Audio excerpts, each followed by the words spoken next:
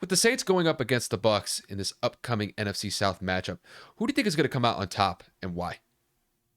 So it's tough, and I'm only going to say it's tough because Tom Brady's offensive line seems to be completely battered and bruised and just riddled with injuries. And I mean, for God's sakes, if I remember correctly, it looked like it even got worse as the week progressed, and they have some wide receivers on the injury report this week for practice as well.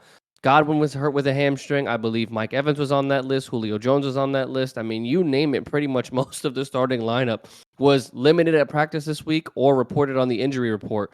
So I'm thinking that they'll be able to muster it through, but in terms of the offensive line's ineptitude to stay healthy, I think that I'm going to give this edge to the Saints just because the pass rush was really able to rattle Tom and the offense wasn't necessarily able to get into a rhythm. Obviously, Leonard Fournette had himself a massive, massive game last week, and I believe that that is going to also kind of transcend into this game. But again, it's going to be dependent upon how effective Tom can be and if he can stay upright. Now, on the New Orleans side, Michael Thomas, I was about to say Mike Evans.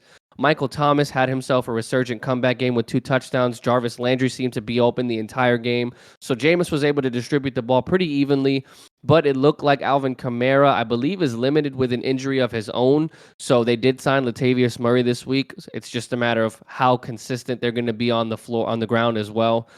This game will probably be a toss-up, especially since it's in New Orleans, in the Dome. I believe that this is going to be really, really, really difficult for Tampa to come out on top. Now, I'm going to say that this is going to be a close game just for the sake of I believe that they're still going to be able to put up points, maybe somewhere between 21-17, 21-24, something like that. But I believe that New Orleans comes out on top. And I think that Jameis Winston actually has himself a game. I think Jameis is going to go for about 250, 275, and maybe about 3 touchdowns. Yeah, and for me, I'm going to go with the opposite direction on this one. I am going to favor Tampa, despite the fact that essentially half their roster is on the injury report. And then that also included Tom Brady. Tom Brady was on that injury report as well. So, even the GOAT is not exempt from getting hurt from time to time. But I think by and large, I think those injuries are largely precautionary, except for maybe Chris Godwin. I think Godwin's probably going to miss this game. It seemed like that hamstring was bothering him in the second half of that Cowboys game. And after he injured it, didn't seem like he was going to come back anytime soon. But overall, this is a great divisional game, but I think Tampa's finally going to be able to get over the hump to beat New Orleans. Just when I look at the matchup, Kevin, I think outlined it pretty well.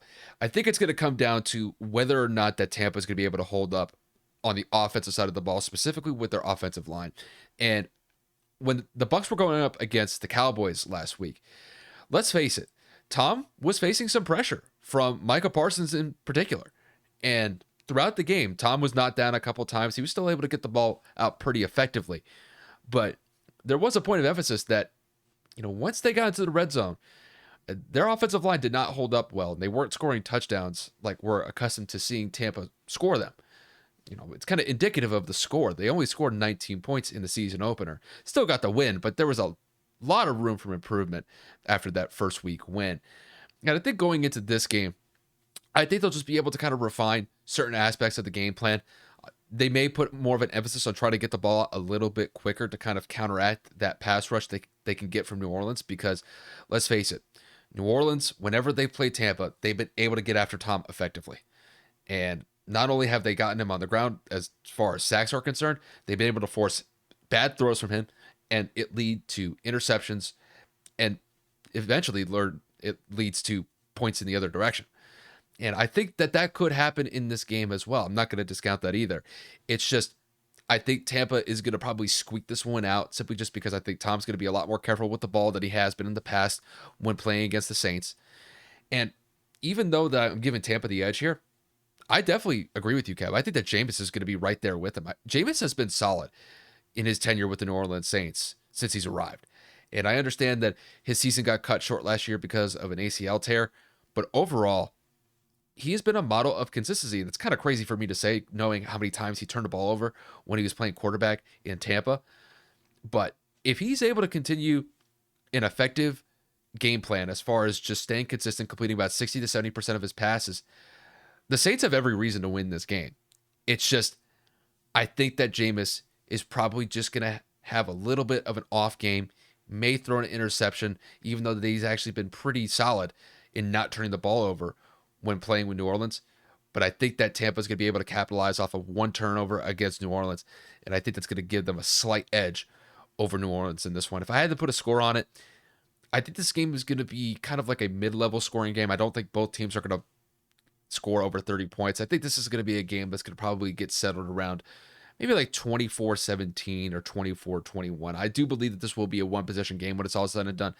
And I am going to favor Tampa in this one, and Tampa would bump up to 2-0 on the season.